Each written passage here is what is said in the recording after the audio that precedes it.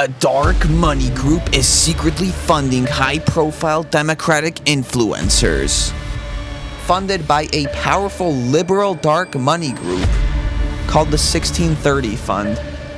A powerful dark money group. On God it is. An initiative aimed at boosting Democrats online offers influencers up to $8,000 a month to push the party line.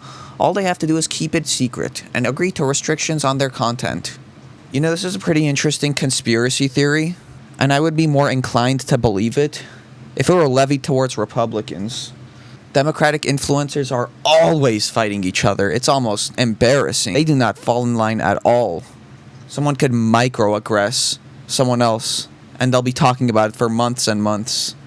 Meanwhile, Republicans, you'll never find infighting with Republican influencers. These guys will repeat the exact same talking points religiously every time there's a news story. In a private group in June, dozens of Democratic political influencers discussed whether to take advantage of an enticing opportunity. They were offered $8,000 per month to take part in a secretive program aimed at bolstering Democratic messaging on the internet. But the contract sent to them from Chorus, the nonprofit arm of a liberal influencer marketing program, came with some strings. Among other issues, it mandated extensive secrecy about disclosing their payments and had restrictions on what sort of political content the creators could produce. Okay, pretty vague. I mean, I would always expect a contract like that to have restrictions on what sort of content you could produce. Otherwise, what would be the point of the contract? It's not like they're going to pay you to do the exact same stuff you were doing before, right? I would understand if the restrictions were like not to make hate speech content, right? It's like, yeah, we're paying you $8,000 a month. Can you please not do Nazi salutes in your TikToks? And all this just to say that restrictions aren't always bad. There always have to be restrictions. It's just the article needs to elaborate on specifically what they were. In their group chat, influencers debated the details. Should we send a joint email with all of our email addresses? Or are we just going to send things separately and hope they change everything for everyone? Some joked about collective bargaining. Any Newsies fans here? Eliza Orlins, a public defender and reality TV star known for appearances on Survivor, posted in the group, "We're a union, just by saying." What does this line mean? Extensive secrecy about disclosing their payments. That is kind of weird, if they're not allowed to talk about the payments at all. But this could just mean, like, the specifics of how much they were paid, what they were paid for, stuff like that. Because you could genuinely envision a world where they don't want influencers to speculate about the program's motives for paying them and make everyone involved look bad. Like, imagine someone a part of the program says, "Oh, they're paying me to support so-and-so candidate," even if that may not be true. Because then people will see that and they'll say, "Oh, look at this corrupt group. They're paying off young influencers to support the candidates they like." But yeah, if they're disallowing influencers from talking about their payments entirely, that probably is a little shady. They probably should be allowed to talk about who's paying them. The influencers in the chat collectively had at least 13 million followers across social platforms. They represented some of the most well-known voices online, posting in support of Democrats, and they're key to whatever the party moves next. A reproductive justice influencer. Reproductive? What the hell does that mean? Like she reproduces a lot? That's the that's the most bizarre way of saying she talks about abortion. Who posts under the handle Women in America, responded later in the thread. I also think there's at least 4 other things that should change, but the vibe I got from their email was that there would be minimal, if any, changes. Lorenzo, Orlins, and Perry did not reply to requests for comment. I don't feel strongly about pushing TBH, Aaron Parnas, a Gen Z news influencer who has been called the Gen Z Walter Cronkite, and has been lauded in legacy media outlets posted to the chat. They aren't going to modify it anymore. Seems like a take it or leave it. I believe we're in stage 5. Acceptance, Perry responded. Creators began signing on to the deal. After the Democrats lost in November, they faced a reckoning. It was clear that the party had failed to navigate the new media landscape. While Republicans spent decades building a powerful and robust independent media infrastructure, maximizing controversy to drive attention and maintaining tight relationships with creators despite their small disagreements with Trump, the Democrats have largely relied on outdated strategies and traditional media to get their message out. You know what? That is very true. A lot of people will go to Tim Pool, Joe Rogan, whoever else to get their talking points. But you don't really see that much on the left, so I guess it is pretty unique to Republicans. Good for them, I suppose. Now, Democrats hope that the secretive Chorus Creator Incubator program, funded by a powerful liberal dark money group called the 1630 Fund, a powerful dark money group founded by Dark Brandon himself. What the hell is this? The 1630 Fund. Left of center lobbying and advocacy organization founded in 2009. Oh, what the hell makes them so evil? Jesus Christ, you would think they were ran by the Antichrist with how they're describing them here. And financing various progressive projects. And they're dark too while they're at it. Secret money group. Well, I mean, it doesn't look very secret to me. It's right here on Wikipedia. In 2018, the 1630 Fund, the New Venture Fund, and the Hopewell Fund, and the Windward Fund had combined revenue of $635 million, whose members include billionaire George Soros. George Soros? I guess it is ran by the Antichrist. There he is. Has recommended that donors give generously to the 1630 Fund. Okay. What has it funded, though? Just elections?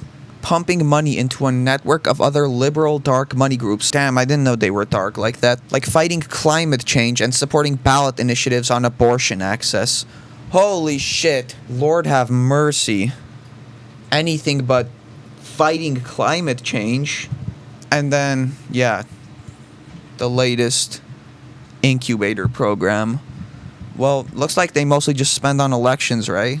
Damn, they spent millions and millions of dollars. I can't think of a single other person on the other side who's done that. No one has given that much to the Republican Party. Not a single person has ever done that before on the other side. No one. They're so dark for that. The influencers are not allowed to disclose their relationship with Chorus or the 1630 Fund, or functionally, that they're being paid at all. Okay, that may be a little suspicious. Creators will also have to loop Chorus in on any independently organized engagements with government officials or political leaders. If I want to work with another politician, I have to fully collaborate with them, said one creator who was offered the contract but ultimately declined to take it and asked not to be named. If I get Sauron and he wants to do an interview with me, I don't want to give that to them. I mean, yeah, that's fair, but are they going to, like, restrict your access to lawmakers? Or do they just want you to tell them about meetings you're going to have? Creators in the program are not allowed to use any funds or resources that they receive as part of the program to make content that supports or opposes any political candidate or campaign without express authorization from Chorus in advance and in writing, per the contract. How does that even make sense? How would Chorus know they're using the funds they're getting from the program specifically? Is every dollar they send you marked? Realistically, if they do really have a clause like this, it's probably just for their own legal protection. Like if one of their influencers starts making content supporting the leader of the Nazi Party of America or something, they just want to be able to say, no, we're not funding this behavior.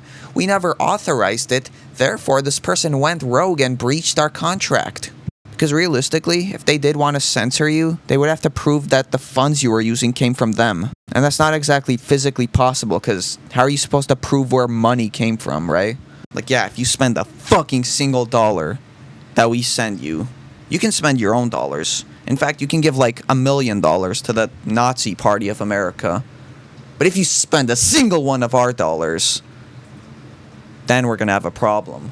I mean, yeah, if the contract is actually how they're describing it in this article, then it's probably bad. They probably should be allowed to talk about who's paying them. However, there was also this whole thing on the other side with Russia Today paying a bunch of right-wing influencers to parrot literal Russian talking points. It seems like with this group, the Democratic group, a lot of the influencers are coming out about it and denying the contract. But with this one, Tim Pool, Dave Rubin, Benny Johnson, were secretly funded by Russian state media employees. You don't see these guys coming out about the strange contract they got with the Russian company.